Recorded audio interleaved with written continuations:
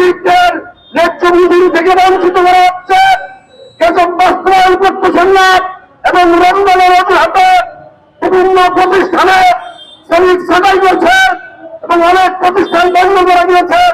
শ্রমিকদের ঈদ এবং রমজান মাস অনেক দুঃখে কষ্টে কাটছে।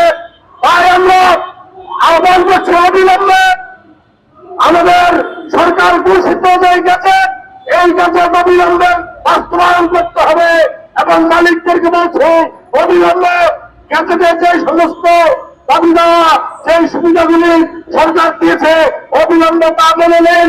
কারণ আমরা সেই গেজেট দিয়েছে, এই গেজেটে যথেষ্ট নয়, তারপরে সরকার এবং মালিক গোষ্ঠী এই গেজেট বাস্তবায়ন করতেছে না।